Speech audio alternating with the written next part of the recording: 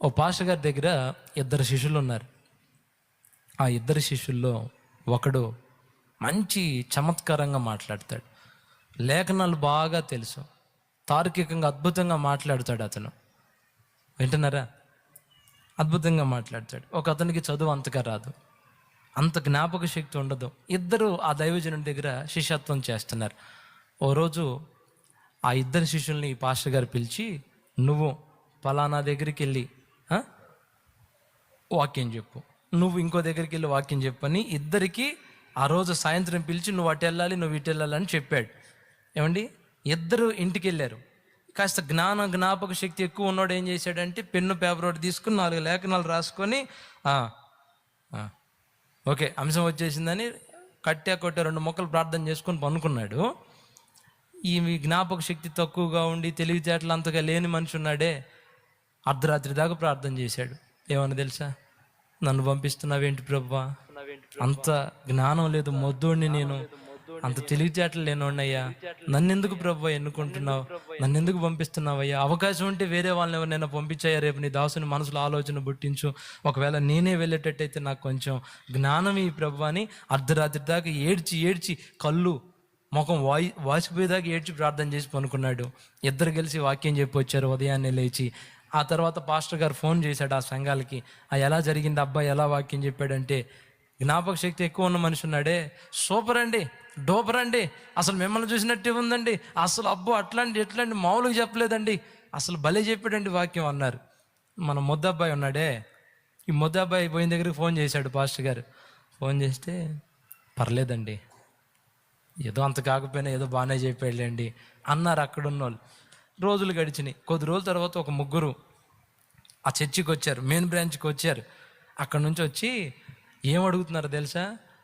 అక్కడ ఉంటారు కదా కొంతమంది, వాళ్ళని పెద్ద అయ్య గారు ఏడని అడగట్లా, అయ్యా ఆ రోజు ఒక పాస్టర్ గారు మా ఊరు వచ్చి వాక్యం చెప్పాడు, ఆయన కావాలయ్యా. ఎందుకు ఆయన కలవాలండి, కాస్త ప్రార్థన చేయించుకోవాలి. ఈలో పాటుగా ఆ పెద్ద పాస్టర్ గారు వెళ్తున్నాడు. వాళ్ళని చూసి ఆగితే వాళ్ళు ఆయన దగ్గరికి వచ్చి, అన్న వందనాలన్న, ప్రైజ్ లార్డ్ అన్న అని ప్రార్థన చేయించుకున్నారు. ఏంటి ఇటు వచ్చారంటే, అన్న ఆ రోజు మీరు మా దగ్గరికి ఓ పాస్టర్ గారిని పంపించారు, వాక్యం చెప్పాడన్నా, ఇటు తాగుబోతు, ఇటు తిరుగుబోతు, నేనేమో గంజాయోడిని, ముగ్గురం ఏదో ఆ దారిన పోతా వచ్చి కూర్చున్నాం. ఆ మాటలు మా గుండెను బ్రద్దలు చేసి ఆ రోజు బాప్తిస్మం పొందామన్నా. మేము త్రాగుడు సంఖ్యలో తెగిపోయినాయి అన్న, గంజాయి మత్తులో నుంచి బయటకు వచ్చాం, చెడిపోయిన తిరుగుల్లో నుంచి మారు మనసు పొంది ఇప్పుడు హాయిగా బ్రతుకుతున్నాం. ఆ పాస్టర్ గారికి వందనాలు చెప్పి 4 మొక్కలు ప్రార్థన చేయించుకుందామని వచ్చాం. ఇప్పుడు చెప్పండి, ఇద్దరిలో ఎవరు గొప్ప? సూపర్ డోపర్ గొప్ప, హృదయాలు కదిలించినోడు గొప్ప?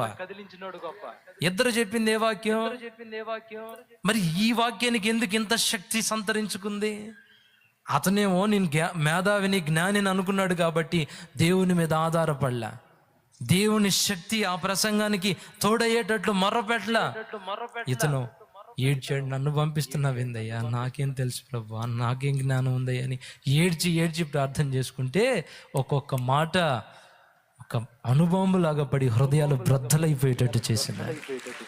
అది ఉద్యోగమైన, వ్యాపారమైన, దీనంగా ఉండి నాదేముంది ప్రభు, నన్ను ఎందుకు ఎన్నుకున్నావు ప్రభా, నాకేం జ్ఞానం ఉందయ్యా అని నువ్వు దీనంగా ఆయన దగ్గరికి వెళ్ళావనుకో, నిన్ను ఎలా ఉంచుతాడో తెలుసా? మీ కుటుంబంలో, మీ వంశంలోనే నిన్ను తలగా నిలబెడతాడు, అనేకులకు నిన్ను ఇచ్చేటట్టు చేస్తాడు. నేను మంచోడిని, మంచిదాన్ని అనే ఆలోచన తీసి పక్కన పెట్టు. ఇప్పుడు నాదేముంది ప్రభా, నేనెంతటి వాడినయ్యా, నీ కృపయ్యా అని ఆయన కృప మీద ఆధారపడి నీ మీద నువ్వు ఆలోచనలు తీసేసుకొని ప్రభువుకి అప్పచెప్పు. అద్భుతాలు చూస్తావు ఇక నీ జీవితంలో. హల్లెలూయా. ఆశ్చర్యకార్యాలు జరుగుతాయి, నువ్వే వచ్చి సాక్ష్యం చెబుతావు కొద్ది రోజుల్లో. ఆమెన్. ఎప్పుడు ఓవర్ ఎక్స్పెక్టేషన్స్ పెట్టుకొని, నేను జ్ఞానిని, పాటకారిని, మాటకారిని, నా తెలివితేటలు వేరు, నా చమత్కారం వేరు, వీళ్ళందరూ పిచ్చోళ్ళు, వీళ్ళందరికీ అంత జ్ఞానం లేదు అనుకుంటా ఉంటే కాదు.